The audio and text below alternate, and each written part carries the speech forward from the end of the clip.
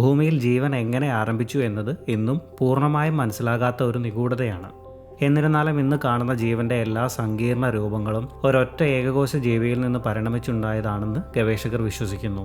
കോടിക്കണക്കിന് വർഷങ്ങളുടെ പരിണാമ പ്രക്രിയയിലൂടെ ഈ ഏകകോശ ജീവികൾ കൂടുതൽ സങ്കീർണമായ ബഹുകോശ ജീവികളായി മാറി. ഈ ബഹുകോശ ജീവികളിൽ വ്യത്യസ്ത കോശങ്ങൾ വ്യത്യസ്ത ധർമ്മങ്ങൾ നിർവഹിക്കുവാൻ തുടങ്ങി. ഈ സ്പെഷ്യലൈസേഷൻ പ്രക്രിയയുടെ ഭാഗമായി കോശങ്ങൾ എങ്ങനെ പ്രവർത്തിക്കണം, ഊർജം ഉപയോഗിക്കണം, വിഭജിക്കണം, പരസ്പരം ഇടപഴകണം എന്നിവയെക്കുറിച്ചുള്ള കൃത്യമായ നിർദ്ദേശങ്ങൾ രൂപപ്പെട്ടു. എന്നാൽ ചിലപ്പോൾ പല കാരണങ്ങളാൽ കോശങ്ങൾ ഈ നിർദ്ദേശങ്ങൾ പാലിക്കാതെ വ്യത്യസ്തമായി പെരുമാറും. ഇത് വിനാശകരമായ അവസ്ഥയിലേക്ക് നയിക്കുകയും ക്യാൻസർ പോലുള്ള രോഗങ്ങൾക്ക് കാരണമാവുകയും ചെയ്യും. കൂടുതൽ കോശങ്ങളുള്ള ജീവികളിൽ കൂടുതൽ തെറ്റുകൾ സംഭവിക്കാനുള്ള സാധ്യതയുണ്ട്. അതിനാൽ അവയ്ക്ക് ക്യാൻസർ വരാനുള്ള സാധ്യതയും കൂടുതലായിരിക്കണം. ഇതൊരു സാമാന്യ യുക്തിയായി തോന്നുമെങ്കിലും തിമിംഗലങ്ങളും ആനകളും പോലുള്ള വലിയ ജീവികളിലേക്ക് വരുമ്പോൾ കാര്യങ്ങൾ വ്യത്യസ്തമാണ്. ഈ ജീവികൾക്ക് എലികളെയോ മനുഷ്യരെയോ പോലെയുള്ള ചെറിയ ജീവികളെ അപേക്ഷിച്ച് ക്യാൻസർ വരാനുള്ള സാധ്യത വളരെ കുറവാണ്. പെറ്റോസ് പാരഡോക്സ് എന്നറിയപ്പെടുന്ന ഈ പ്രതിഭാസത്തിന് കാരണമെന്തായിരിക്കാം? Welcome, it's info time.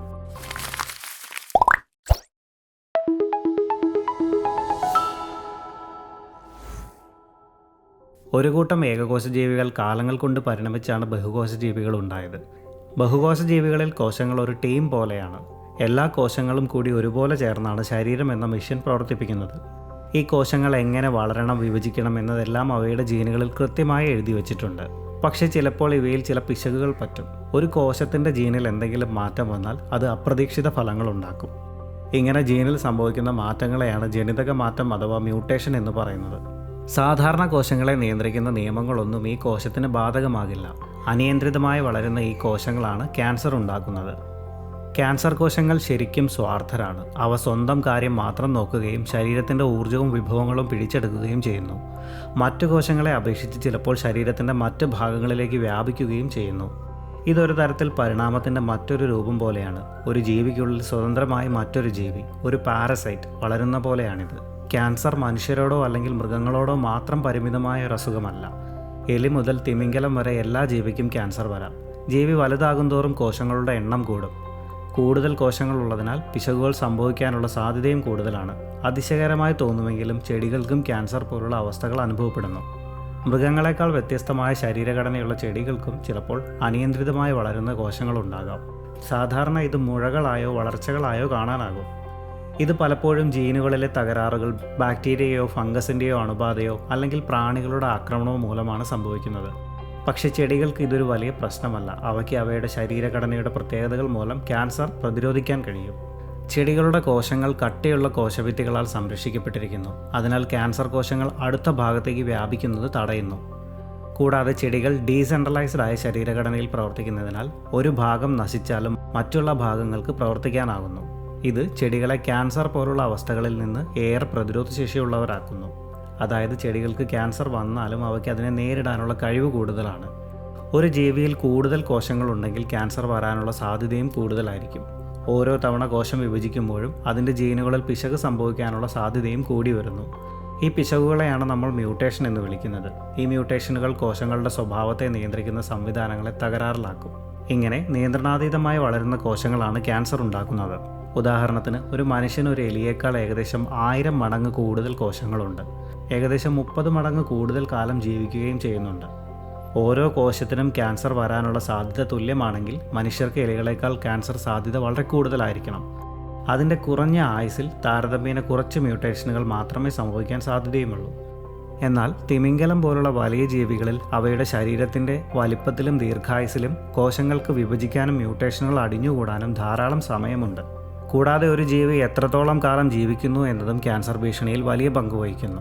കൂടുതൽ കാലം ജീവിക്കുന്ന ജീവികളിൽ കോശങ്ങൾ കൂടുതൽ വിഭജിക്കും. കൂടാതെ മ്യൂട്ടേഷനുകൾ അടിഞ്ഞുകൂടാൻ കൂടുതൽ സമയം ലഭിക്കുകയും ചെയ്യും. ഉദാഹരണത്തിന്, എലികളെപ്പോലെ ഹ്രസ്വകാല ജീവികളെ അപേക്ഷിച്ച് മനുഷ്യരും ആനകളും ദീർഘായുസുള്ള ജീവികളാണ്. അതിനാൽ അവയ്ക്ക് ക്യാൻസർ വരാനുള്ള സാധ്യത കൂടുതലായിരിക്കണം. അപ്പോൾ ഈ യുക്തി അനുസരിച്ച് വലിപ്പം കൂടിയതും കൂടുതൽ കാലം ജീവിക്കുന്നതുമായ ജീവികൾക്ക് ക്യാൻസർ വരാനുള്ള സാധ്യത കൂടുതലായിരിക്കണം. ക്യാൻസർ എന്ന രോഗത്തെക്കുറിച്ചുള്ള പഠനത്തിൽ പെറ്റോസ് പാരഡോക്സ് എന്നൊരു കൗതുകകരമായ പ്രതിഭാസമുണ്ട്.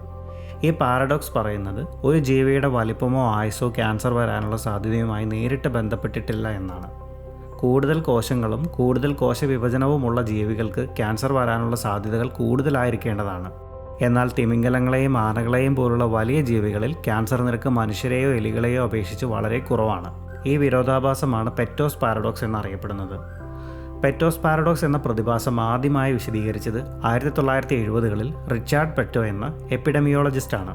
വ്യത്യസ്ത വലിപ്പത്തിലും ആയുസ്സിലുമുള്ള ജീവികളിൽ ക്യാൻസർ നിരക്ക് വ്യത്യാസപ്പെടുന്നില്ല എന്ന കൗതുകകരമായ കണ്ടെത്തലാണ് അദ്ദേഹം നടത്തിയത്. ഉദാഹരണത്തിന് നീലത്തിമിംഗലങ്ങളുടെ കാര്യമെടുത്താൽ ട്രില്യൺ കണക്കിന് കോശങ്ങളും 80 വർഷത്തിലധികം ആയുസ്സുമുള്ള ഈ ഭീമൻ ജീവികൾക്ക് കണക്കുകൾ പ്രകാരം മനുഷ്യരെ അപേക്ഷിച്ച് ക്യാൻസർ വരാനുള്ള സാധ്യത വളരെ കൂടുതലായിരിക്കണം. അതുപോലെ വലുതും ദീർഘായുസ്സുമുള്ളതായ ആനകൾക്കും ക്യാൻസർ വരാനുള്ള സാധ്യത കൂടുതലായിരിക്കണം. എന്നാൽ യഥാർത്ഥത്തിൽ കാര്യങ്ങൾ അങ്ങനെയല്ല. ഈ ജീവികൾ ക്യാൻസറിനെ പ്രതിരോധിക്കാൻ അതിശയകരമായ കഴിവുകൾ വികസിപ്പിച്ചിട്ടുണ്ട്. പെറ്റോസ് പാരഡോക്സിനെ സാധൂകരിക്കും വിധത്തിൽ തെളിവുകൾ നൽകുന്ന നിരവധി പഠനങ്ങളുണ്ട്. Cancer mortality in elephants and humans എന്ന പേരിൽ 2015 ഓഗസ്റ്റ് 18 ജാമ എന്ന ജേണലിൽ പ്രസിദ്ധീകരിച്ച ഈ പഠനം അത്തരത്തിലൊന്നാണ്. ആനകളിൽ ക്യാൻസർ മൂലമുള്ള മരണനിരക്ക് വളരെ കുറവാണെന്ന് ഈ പഠനം കണ്ടെത്തി. ഏകദേശം 5% താഴെ മാത്രം. മനുഷ്യരിൽ ഇത് ഏകദേശം 20% ഓർക്കേണ്ടതുണ്ട്. ആനകളുടെ അസാധാരണമായ ക്യാൻസർ പ്രതിരോധ ശേഷിയുടെ രഹസ്യം അവയുടെ ജനിതഘടനയിലാണെന്നാണ് ഈ പഠനത്തിലെ ഏറ്റവും പ്രധാനപ്പെട്ട കണ്ടെത്തൽ. TP53 എന്ന ജീനിൻ്റെ 20ലധികം പകർപ്പുകൾ ആനകളിലുണ്ട്. എന്നാൽ മനുഷ്യരിൽ ഈ ജീനിൻ്റെ ഒരു പകർപ്പ് മാത്രമേ ഉള്ളൂ. DNA കേടുപാടുകൾ കണ്ടെത്തി നന്നാക്കുകയും ക്യാൻസർ കോശങ്ങളെ നശിപ്പിക്കുകയും ചെയ്യുന്ന ഒരു സൂപ്പർ ഹീറോ പോലെയാണ് ഈ ജീൻ. ഈ ജീൻ കോശങ്ങളുടെ ആരോഗ്യം നിരീക്ഷിക്കുകയും DNA കേടുപാടുകൾ കണ്ടെത്തി നന്നാക്കുകയും ചെയ്യുന്നു. നന്നാക്കാൻ കഴിയാത്ത കേടുപാടുകളുള്ള കോശങ്ങളെ അപ്പോപ്റ്റോസിസ് എന്ന പ്രക്രിയയിലൂടെ നശിപ്പിക്കാനും ഈ ജീൻ സഹായിക്കുന്നു. ആനകൾക്ക് വലിപ്പവും ആയുസ്സും ഉണ്ടായിരുന്നിട്ടും ക്യാൻസർ വരാനുള്ള സാധ്യത കുറവായിരിക്കാനുള്ള ഒരു പ്രധാന കാരണം ഈ അധിക TP53 ജീനുകളാണ്. ഈ ജീനുകൾ കൂടുതൽ കാര്യക്ഷമമായി ക്യാൻസർ കോശങ്ങളെ നശിപ്പിക്കുകയും ട്യൂമറുകൾ വളരുന്നത് തടയുകയും ചെയ്യുന്നു. അതുപോലെ ആനകളുടെ കോശങ്ങൾ DNA കേടുപാടുകളോട് വളരെ സെൻസിറ്റീവാണ്. റേഡിയേഷൻ പോലുള്ള സമ്മർദ്ദങ്ങൾക്ക് വിധേയമാകുമ്പോൾ കോശങ്ങൾ കേടുപാടുകൾ പരിഹരിക്കാൻ ശ്രമിക്കുന്നതിന് പകരം സ്വയം നശിക്കുന്നു. ഇത് ഹ്രസ്വകാലത്തേക്ക് ചില കോശങ്ങൾക്ക് നാശമുണ്ടാകുമെങ്കിലും ദീർഘകാലാടിസ്ഥാനത്തിൽ ക്യാൻസർ പോലുള്ള അവസ്ഥകൾ തടയാൻ സഹായിക്കുന്നു. TP53 കൂടാതെ ആനകളുടെ ജീനോമിൽ ട്യൂമർ സപ്രസ് ജീനുകളുടെയും DNA റിപ്പയർ ജീനുകളുടെയും ഒന്നിലധികം പകർപ്പുകളുണ്ട്. ഇത് ക്യാൻസറിനെതിരെ ഒരു മൾട്ടി ലെവൽ റെസിസ്റ്റൻസ് നൽകുന്നു. ദശലക്ഷക്കണക്കിന് വർഷത്തെ പരിണാമ പ്രക്രിയയിലൂടെയാണ് ആനകൾ ഈ അസാധാരണമായ ക്യാൻസർ പ്രതിരോധ ശേഷി നേടിയെടുത്തത്. തിമിംഗലങ്ങളുടെ കാര്യത്തിൽ അവയുടെ അസാധാരണ ക്യാൻസർ പ്രതിരോധ ശേഷിക്ക് പിന്നിൽ പ്രവർത്തിക്കുന്നത് 3 പ്രധാന ഘടകങ്ങളാണ്. ഒന്നാമതായി, കോശങ്ങൾക്ക് വളരെ കാര്യക്ഷമമായ DNA റിപ്പയർ സംവിധാനങ്ങളുണ്ട്. ഇത് കോശവിഭജന സമയത്ത് സംഭവിക്കാവുന്ന ജനിതക പിശകുകൾക്കുള്ള സാധ്യത കുറയ്ക്കുന്നു. രണ്ടാമതായി, തിമിംഗലങ്ങളുടെ ശരീരം കേടായ കോശങ്ങളെ ഉടനടി തിരിച്ചറിഞ്ഞ് നീക്കം ചെയ്യുന്നു. ഇത് അനിയന്ത്രിതമായ കോശവിഭജനത്തെ തടയുകയും ട്യൂമറുകൾ വികസിക്കുന്നത് തടയുകയും ചെയ്യുന്നു. ഈ സ്വാഭാവിക സുരക്ഷാ സംവിധാനം ക്യാൻസർ മുൻകൂട്ടി തടയുന്നതിന് സഹായകരമാണ്. മൂന്നാമതായി, തിമിംഗലങ്ങളുടെ മെറ്റബോളിക് റേറ്റ് അവയുടെ വലിപ്പവുമായി താരതമ്യപ്പെടുത്തുമ്പോൾ കുറവാണ്. ഇത് റിയാക്റ്റീവ് ഓക്സിജൻ സ്പീഷീസുകളുടെ ഉൽപ്പാദനം കുറയ്ക്കുന്നു. റിയാക്റ്റീവ് ഓക്സിജൻ സ്പീഷീസുകൾ കോശങ്ങളിൽ ഹാനികരമായ കേടുപാടുകൾ സൃഷ്ടിക്കുകയും ക്യാൻസറിന് കാരണമാവുകയും ചെയ്യുന്നു. ROS കുറവായതിനാൽ DNA കേടുപാടുകൾ കുറവാണ്. ഈ ഘടകങ്ങൾ ഒരുമിച്ച് പ്രവർത്തിച്ച് തിമിംഗലങ്ങൾക്ക് ക്യാൻസറിനെതിരെ ശക്തമായ പ്രതിരോധശേഷി നൽകുന്നു. തിമിംഗലങ്ങളിലും ദശലക്ഷക്കണക്കിന് വർഷങ്ങളുടെ പരിണാമ പ്രക്രിയയിലൂടെയാണ് ഈ കാര്യക്ഷമമായ സംവിധാനം വികസിച്ചത്. ഇതുകൂടാതെ ബോഹെഡ് തിമിംഗലങ്ങൾ 200 വർഷത്തിലധികം ജീവിക്കുകയും അവയിൽ ക്യാൻസർ നിരക്ക് കുറവായിരിക്കുന്നതായും കാണുന്നു. അവയുടെ ജീനോം സീക്വൻസ് ചെയ്തപ്പോൾ DNA repair, cell cycle regulation എന്നിവയുമായി ബന്ധപ്പെട്ട സവിശേഷമായ മ്യൂട്ടേഷനുകൾ കണ്ടെത്തിയിട്ടുണ്ട്. പെറ്റോസ് പാരഡോക്സ് ജീവികളുടെ വലിപ്പം, സങ്കീർണത, ക്യാൻസർ സാധ്യത എന്നിവ തമ്മിലുള്ള ബന്ധത്തെക്കുറിച്ചുള്ള നമ്മുടെ അടിസ്ഥാന ധാരണകളെ മാറ്റിമറിക്കുന്നു. വലിയ ജീവികൾ ക്യാൻസറിനെ എങ്ങനെ മറികടക്കുന്നു എന്നറിയുന്നത് ഒരുപക്ഷെ ചികിത്സാ രംഗത്തും ക്യാൻസർ പ്രതിരോധ മാർഗങ്ങൾ വികസിപ്പിക്കുന്നതിലും സഹായകമായേക്കാം. ഈ മൃഗങ്ങൾ വികസിപ്പിച്ചെടുത്ത പ്രത്യേക ജനിതക സെല്ലുലാർ സംവിധാനങ്ങളെക്കുറിച്ച് പഠിക്കുന്നത് മനുഷ്യരിൽ ക്യാൻസർ പ്രതിരോധം വർദ്ധിപ്പിക്കുന്നതിനുള്ള സാധ്യതകൾ തുറക്കുന്നു. ആനകളിൽ TP53 എന്ന ജീനിനെക്കുറിച്ചുള്ള പഠനം മനുഷ്യരിൽ TP53 ജീനിൻ്റെ പ്രവർത്തനത്തെ കൂടുതൽ കാര്യക്ഷമമാക്കുന്ന ചികിത്സകളെക്കുറിച്ചുള്ള ഗവേഷണത്തിന് പ്രചോദനമായിട്ടുണ്ട്. ആനകളുടെയും തിമിംഗലങ്ങളുടെയും കോശ ആരോഗ്യവും DNA റിപ്പയർ സംവിധാനങ്ങളും മനസ്സിലാക്കുന്നത് മനുഷ്യരിൽ ജീനോമിക് സ്ഥിരതയും രോഗപ്രതിരോധ ശക്തിയും വർദ്ധിപ്പിക്കുന്ന ചികിത്സകൾ വികസിപ്പിക്കാൻ ശാസ്ത്രലോകത്തിന് പ്രചോദനമാകുന്നു. തിമിംഗലങ്ങളും ആനകളും അവയുടെ ദീർഘായുസിൽ കോശങ്ങളുടെ ആരോഗ്യം എങ്ങനെ നിലനിർത്തുന്നു എന്ന് പഠിക്കുന്നതിലൂടെ ക്യാൻസർ സാധ്യത കുറയ്ക്കാൻ കഴിയുന്ന മരുന്നുകളുടെയോ ജീൻ തെറാപ്പികളുടെയോ സാധ്യതകളും ഗവേഷകർ പ്രതീക്ഷിക്കുന്നുണ്ട്. ഈ പഠനങ്ങൾക്ക് ചില വെല്ലുവിളികളുമുണ്ട്. ക്യാൻസർ ഒരു രോഗമല്ല, മറിച്ച് സങ്കീർണമായ കാരണങ്ങളുള്ള അനുബന്ധ രോഗങ്ങളുടെ ഒരു കൂട്ടമാണ്. ഇത് ക്യാൻസറിൻ്റെ സങ്കീർണത വർദ്ധിപ്പിക്കുന്നു.